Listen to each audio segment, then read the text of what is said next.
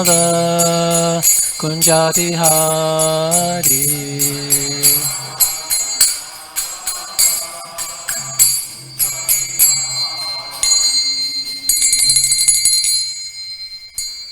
Jam Vishnu Pad Padmamsa Padva Jikacharya Astu Tarasati Shishimad. His Divine Grace A.C. Bhaktivedanta Swami Prabhupada Ki Jai. Shungu Srila Bhakti Siddhanta Saraswati Goswami Maharaj Ki Jai. Anantikoti Vaishnavinda Ki Jai. ISKCON BBT Founder Charya Srila Prabhupada Ki Jai. Namacharya Srila Haridas Thakur Ki Jai. Premsako Shri Krishna Chaitanya Prabhu Nityananda Shri Advaita Gadadhar Shivasari Gaur Bhaktavinda Ki Jai. Shri Shri Radha Krishna Gopa Gopinath Shamakund Radhakund Giri Govardhan Ki Jai. Vrindavan Dham Ki Jai. Mayapur Dham Ki Jai. Navadvip Dham Ki Jai. Jagannath Puri Dham Ki Jai. New Dwarka Dham Ki Jai. Their Divine Lordship Shri Shri Rukmini Dwarkadish Ki Jai. Their Divine Lordship Shri Shri Jagannath Baldev Shrimati Subhadra Ki Jai. Their Divine Lordship Shri Shri Gornitai Ki Jai. Granthara Srimad Bhagavatam Ki Jai. Tulsi Devi Bhakti Devi Ki Jai. Junamaya Gangamaya Ki Jai. Transcendental Book Distribution Ki Jai. Harinam Sankirtan Jagya Ki Jai. Transcendental Prasadam Distribution Ki Jai. Gaur Premananda Hari Hari Bo. All glories to all the Sama devotees, Hare Krishna. All glories to all the Sama devotees, Hare Krishna. All glories to all the Sama devotees, Hare Krishna. All glories to Shri Shri Guru Shri Gauranga. Glories to Srila Prabhupada. Om Namo Bhagavate Vasudevaya.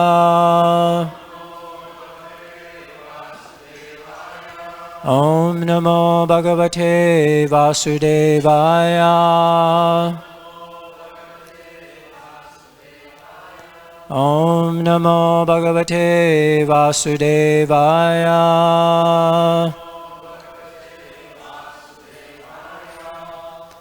Today we're reading from the Srimad Bhagavatam, Canto 3, Chapter 14, text number 40, and you can see there it's entitled Demoniac Society.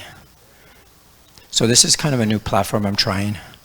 So this is the first time, so we'll kind of go through it together, see how it goes. And I hope it'll be more immersive and help us to get more absorbed in the philosophy. So this is the verse today. Praninam hanyamananam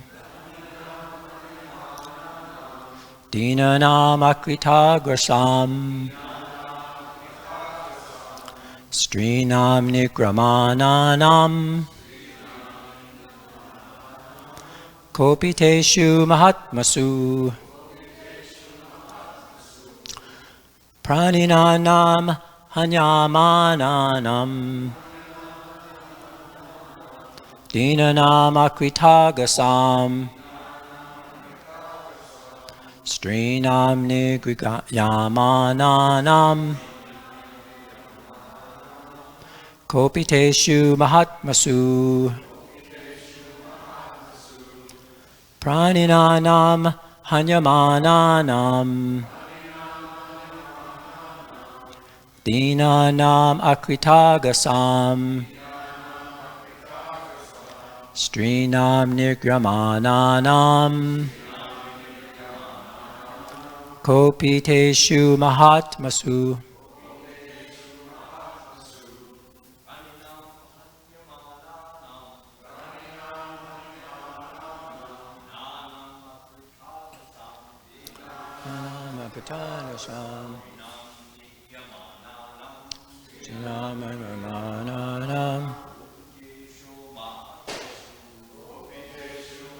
Masu Pradinam hanyamananam dinanam akritagasam strinam nigrigamananam gopiteshu mahatmasu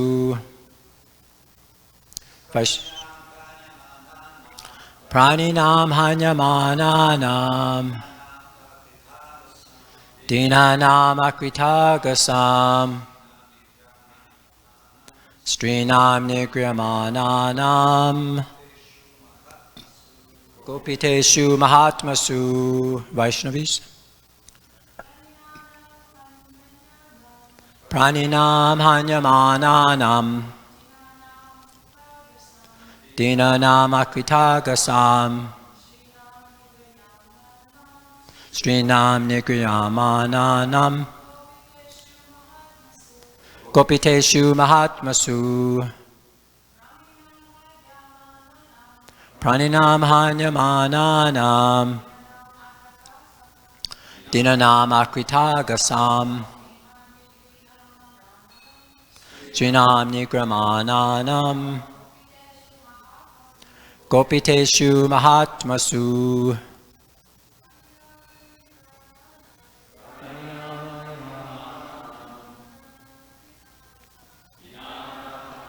Anasam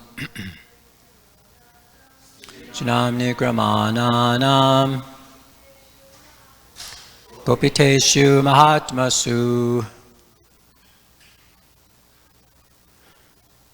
Praninam. When the living entities Hanyamananam being killed Dinanam of the poor Akrita agasam of the faultless Strinam of the women Nigriyamananam being tortured Gopiteshu being enraged Mahatmasu when the great souls. Translation and purport by Srila Prabhupada. They will kill poor, faultless living entities, torture women, and enrage the great souls. Purport. Demoniac activities are predominant when innocent, faultless living entities are killed. Women are tortured, and the great souls engaged in Krishna consciousness are enraged. In a demoniac society, innocent animals are killed to satisfy the tongue, and women are tortured by unnecessary sexual indulgence. Where there are women and meat, there must be liquor and sex indulgence. When these are prominent in society, by God's grace, one can expect a change in the social order by the Lord Himself or His bona fide representative. Om Jnana Timirandasya Gnananjana Salakaya Chakshushamaitamena Tasmai Shri Gurave Namaha Sri Chaitanya Manobhistam Stapitamyena Bhutale Swayam Upakadamayam Dadati Swapadantikam. Jai Shri Krishna Chaitanya Prabhu Nityananda Shri Advaita Gadadhar Shivasari Gaur Bhaktavinda. Hare Krishna, Krishna Krishna, Hare Hare, Hare Rama, Rama Rama, Hare Hare. Vanchakalpa Trubhischa Kripasindugacha Patitanam Pavanebhyo Vaishnavebhyo Namo Namaha. So the translation again. They will kill poor, faultless living entities, torture women, and enrage the great souls.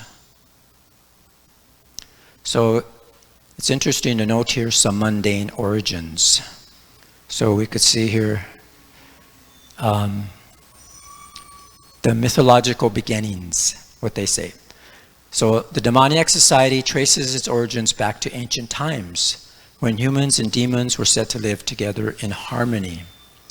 So we're seeing the beginning here, actually, Diti and Kashyapa. Of course, he is the father of both the demons and the demigods.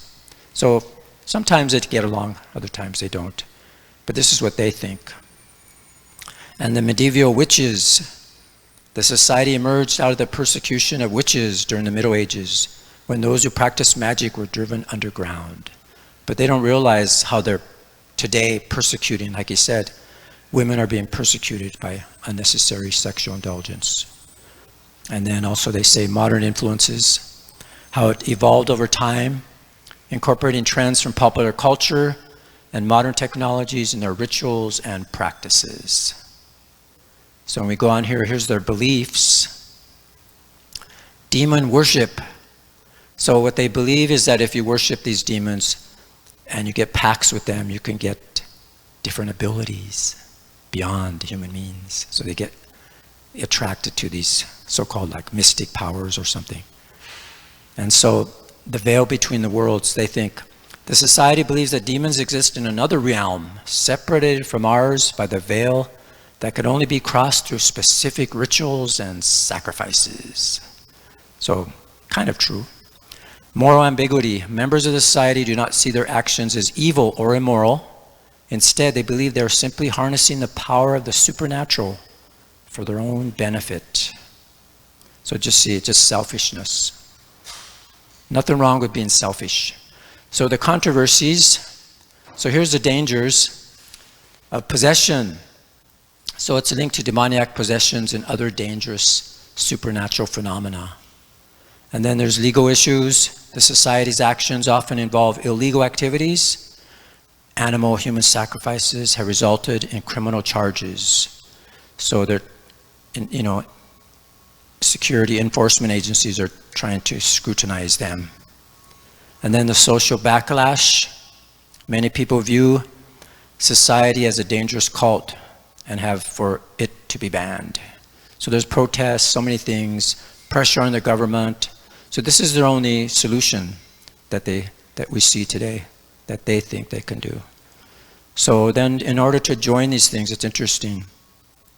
It's not, they don't really need to do these things, but we'll find out. Initiation. So there's a long, difficult initiation process involving multiple tests of loyalty and commitment in the society's beliefs.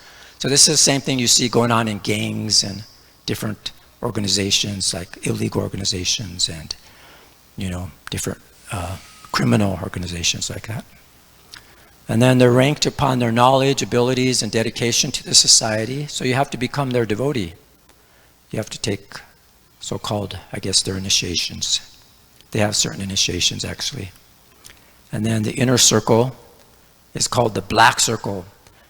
They're supposedly more powerful, secretive members. They're believed to have access to supernatural knowledge and abilities beyond those of the other members. So it's like bigger demons or bigger dogs, Prabhupada says. So this is what happens. So this is the impact it has.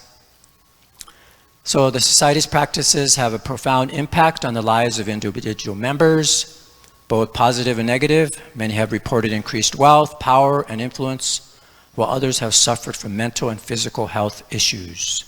So you just think, as long as we get wealth, power, influence, it's okay. If we suffer, fine. So the society's influence can be seen in everything from popular culture to political and economic spheres.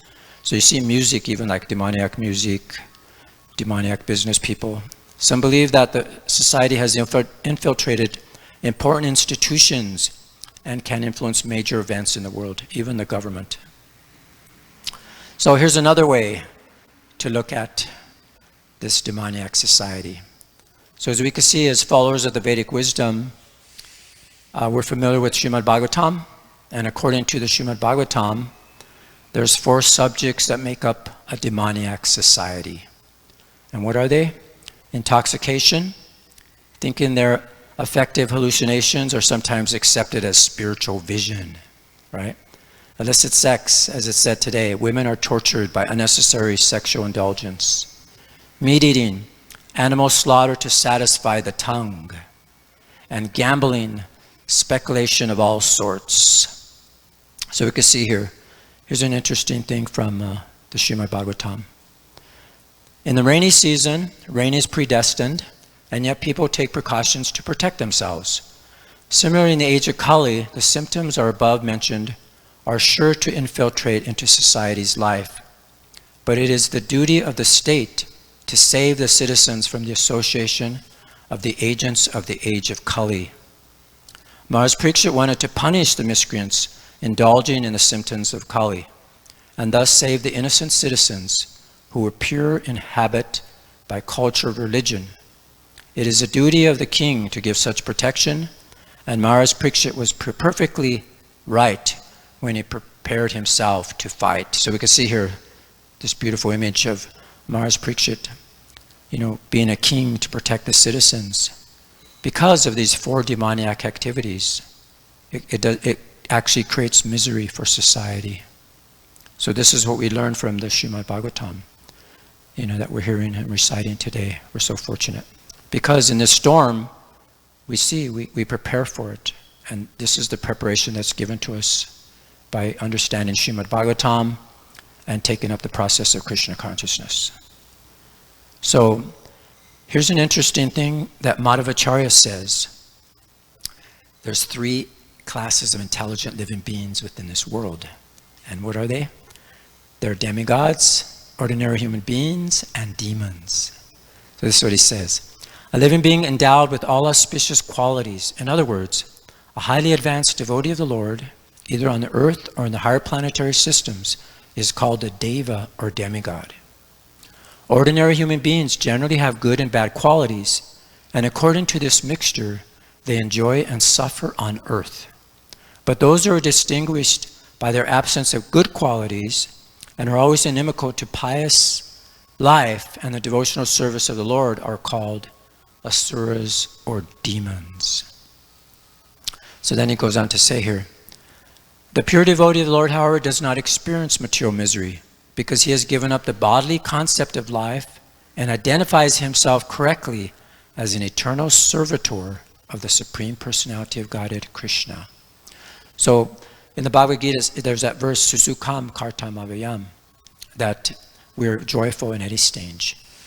But Chaitanya Mahaprabhu said, Sabha avatar sada siromani kevala ananda kanda. Although there are various khandas or divisions of Vedic discipline, such as karma kanda, fruitive ceremonies, jnana kanda, regulated speculation, Chaitanya Mahaprabhu's Harinam Sankirtan movement is kevala ananda kanda, the pathway of pure bliss.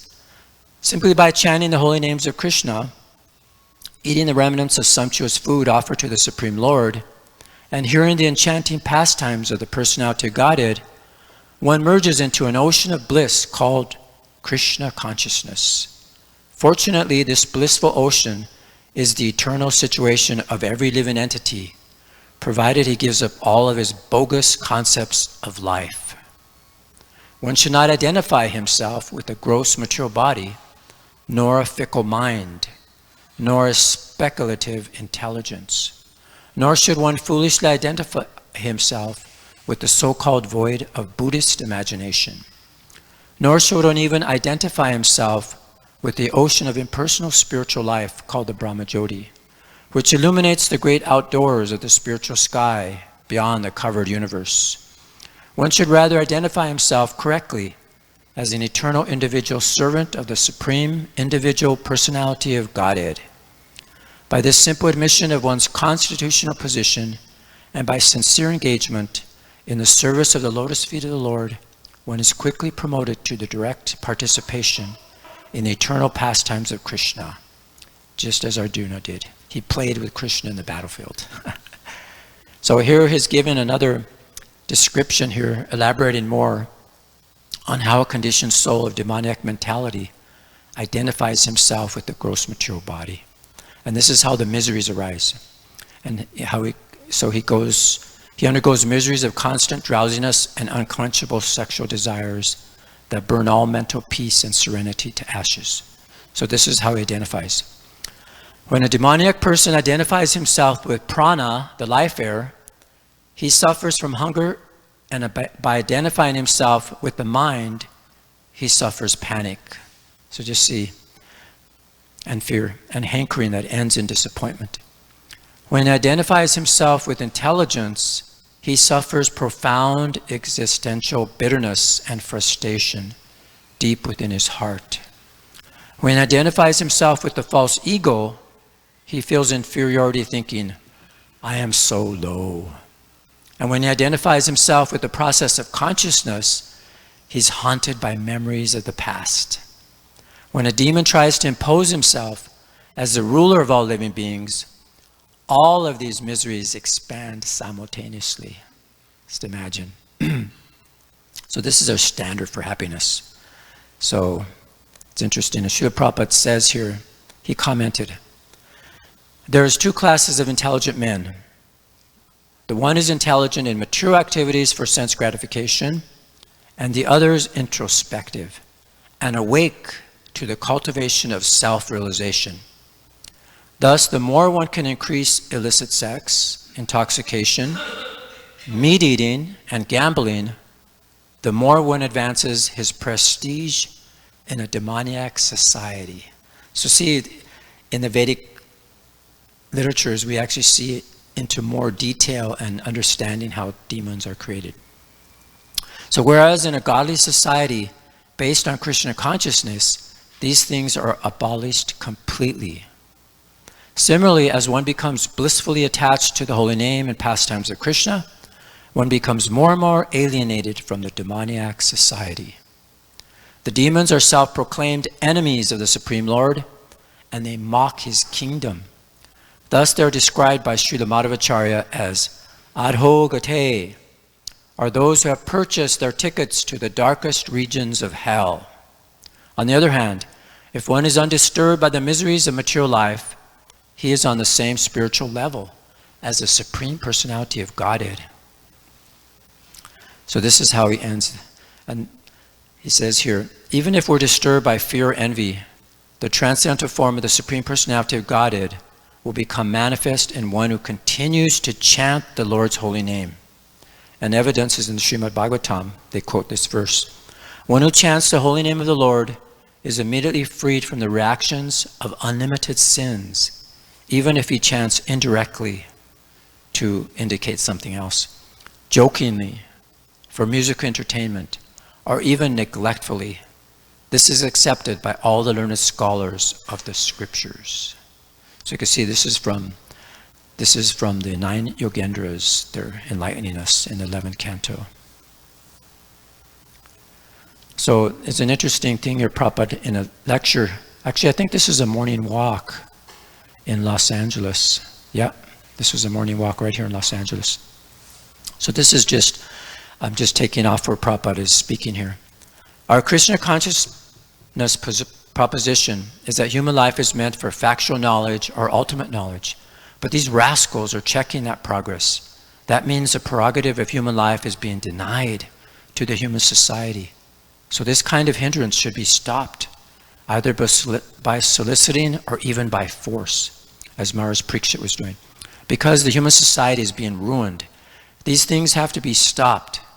Therefore, I was inquiring that why American went to Vietnam to stop communism, but that sort of stopping would not make any solution.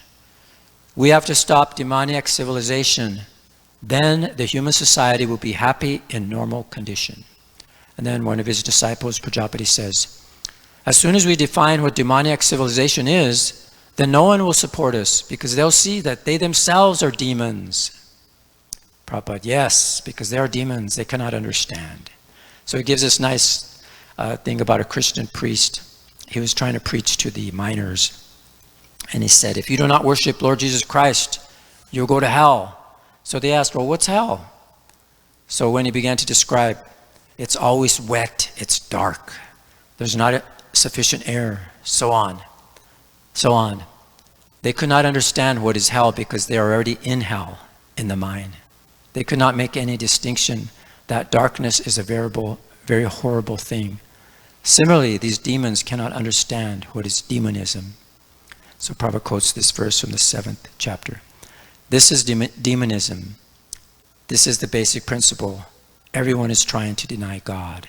Therefore, they are demons. So what's the efforts? As we see today, they're trying to combat this demoniac society. So we see the law enforcement. The agencies, they've launched multiple investigations and operations to dismantle them and arrest them.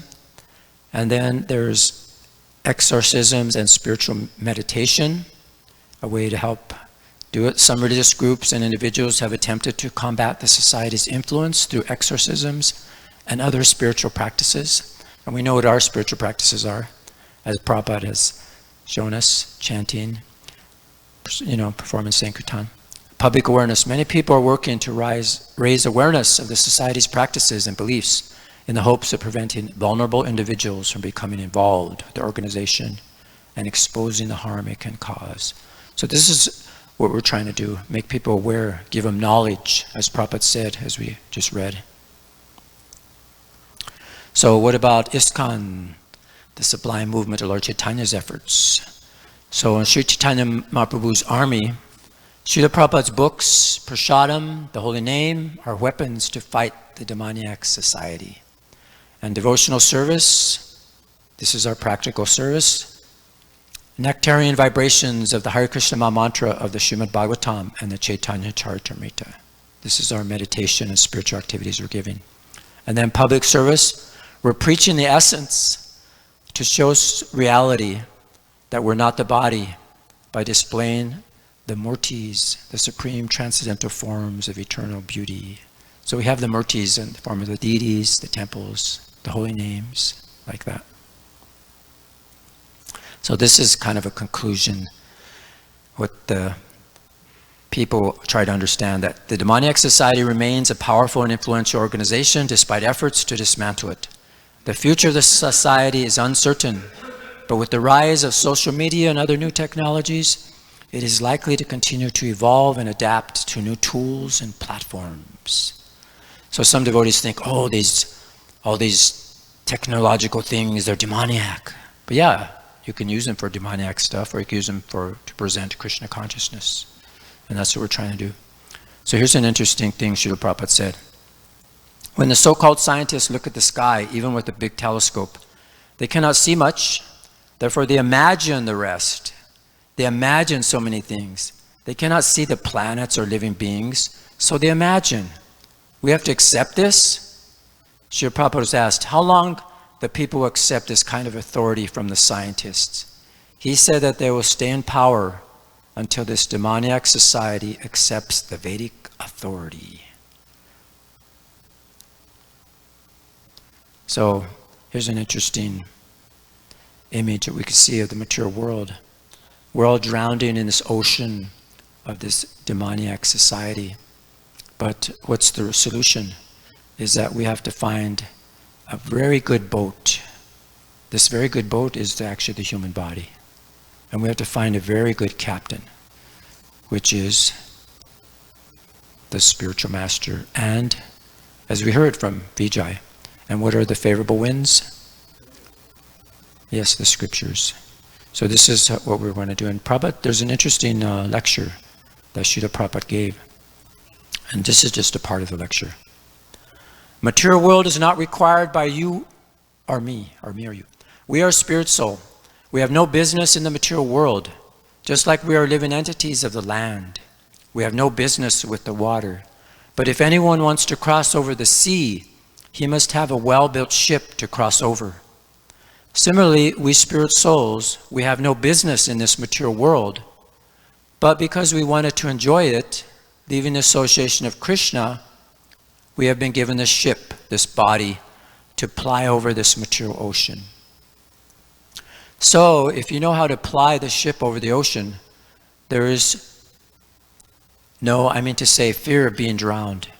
If you have got a good captain of the ship, and the ship is well built, then you'll have no danger. So the captain, he's the spiritual master, and this body is a very good ship. These are the examples given. We have to cross over this material ocean, so we must have a captain and good ship and favorable air. If the air is favorable, suppose you're going to the western side, and if the wind is blowing toward the western side, it will automatically push your boat or ship. It will be favorable. And if you go against the wind, it is difficult. So we've got a very good ship, this human form of body, and the captain is the spiritual master, and the favorable wind blowing, the instruction of the Shastras. So taking this opportunity, if you cross over this material ocean, then there is no difficulty. So we should take the opportunity of this body, of the instruction of Krishna, Bhagavad Gita, and the spiritual master. Then very easily we cross over. So this is a solution that we're given by Srila Prabhupada. And that was a lecture in San Francisco. So we could see here, this is the potency of the Srimad Bhagavatam. It gives the light, it gives people knowledge so that they can actually get out of this darkness of ignorance, go from the darkness to the light. And this is through the transcendental knowledge, understanding we're not the body, we're spirit soul, and that we're eternal servants of Krishna. Not servants of the body, the mind, the intelligence, the ego. So this is that nice verse. Completely rejecting all religious activities which are materially motivated. This Bhagavat Purana propounds the highest truth, which is understandable by those devotees who are fully pure in heart. The highest truth is reality distinguished from illusion, for the welfare of all. Such truth uproots the threefold miseries. This beautiful Bhagavatam, compiled by the great sage Vyasadeva, is sufficient in itself for God realization. What is the need for any other scripture? As soon as one attentively and submissively hears the message of the Bhagavatam, this culture of knowledge of the Supreme Lord is established within the heart. So this is from the purport at the end. Prabhupada said, when these demoniac activities are prominent in society, by God's grace, one can expect a change in the social order by the Lord himself or by his bona fide representative. So I was thinking, how is this possible? So this is what we have. We have to take a break from this demoniac society and dive into the beauty of the spiritual world. Through the windows we're given, vivid images of Lord Krishna and his pure representatives, how they make real change. And then we could be transported to a world of love, peace, and harmony.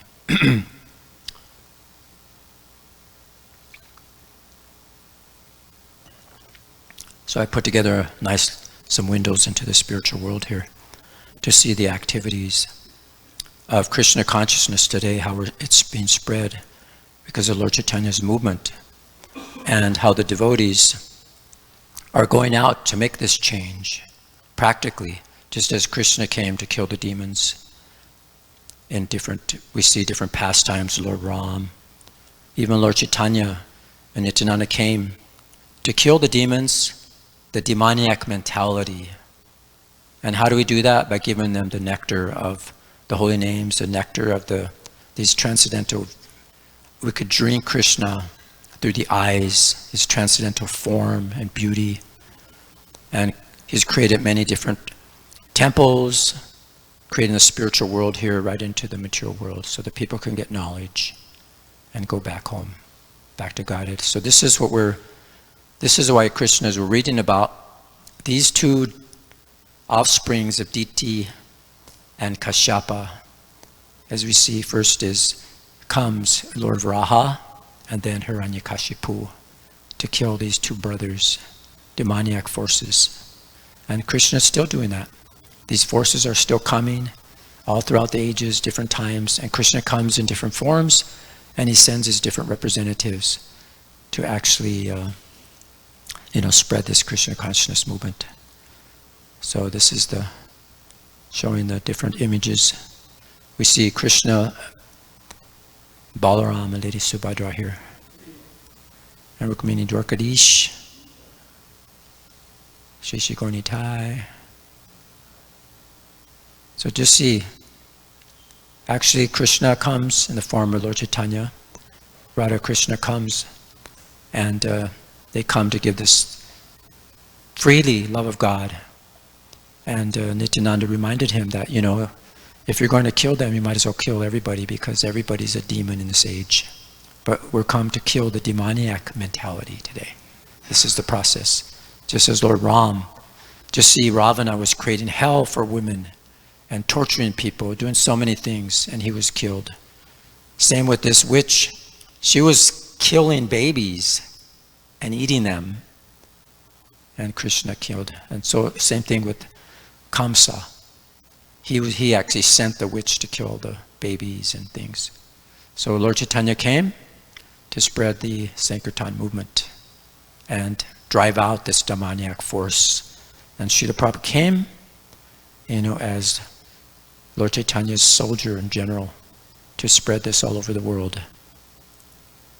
This is our last Rath Yatra, Venice Beach. This is San Francisco. And this is the devotees going out like Lord Chaitanya Mahaprabhu. He gave the example, spreading the light. Jai. So I think now is a good time to end. Yeah, they end early for once.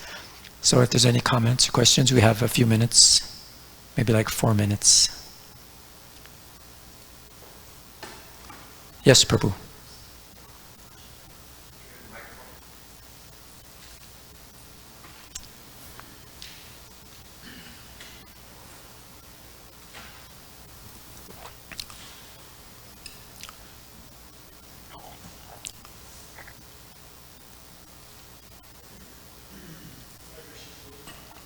Jai, Hare Krishna. Yeah, I can hear you, I think.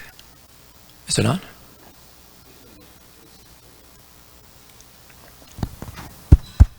There you go. Thank you. Hare Krishna. Thank you for this great presentation. At the beginning, you were mentioning how Kali Yuga is kind of predestined. At a certain point, we'll enter into this primarily demoniac age. And one thing I was wondering is, how can this age of Kali be predestined when everyone has free will? So does everyone just happen to use their free will in a way to be demoniac? I'm wondering how that works, how those two things can come together. That's a good question. Yeah, so originally, as Prabhupada mentions, is it here, that we came into the material world. We gave up Krishna's service, so we wanted to become enjoyers like Krishna. So we created the material world. And so there's different ages, like 4 different seasons. People in Satya Yuga were very spiritually inclined. You know, they came to the material world, but they knew that this was a process just to get back to the spiritual world. But gradually, as vices increased, people became more and more independent. Then this Kali Yuga, you know, gradually came into people because they had that desire originally to enjoy like Krishna and in so many demoniac ways. So Krishna's created these different seasons so that we could come in and play. And yeah, they say there's no greater power than one whose time has come. So this is Kali Yuga's time. He's here now, and this is his power here. But we have the process to get out of it. It's not by just trying to go out and perform some riots and, you know, things like that, or have the police come and try to arrest them. But no, it's like everybody's contaminated in this age. So the only process is to kill that demoniac mentality through the holy names and things. I hope that helps. Is that okay? Okay. Yes, Archita Prabhu.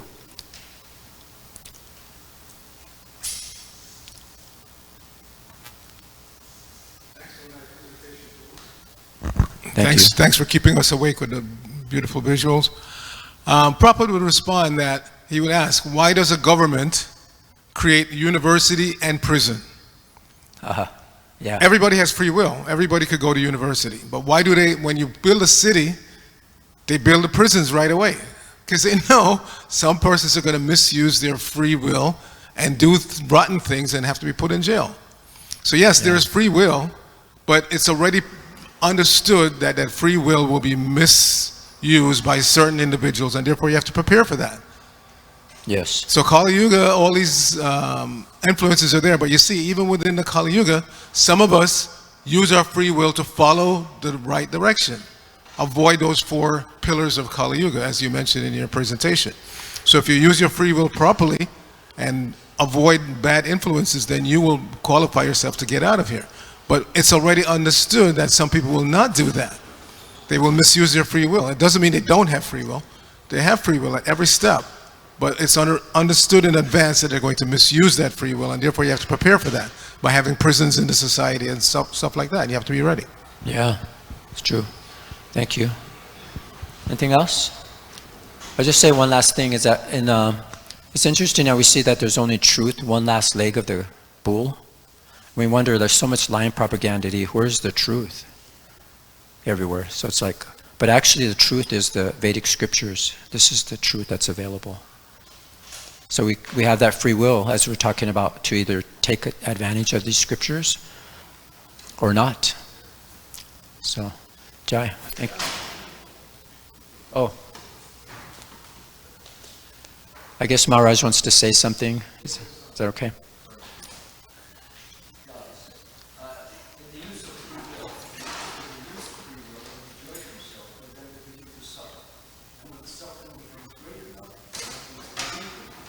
Yeah.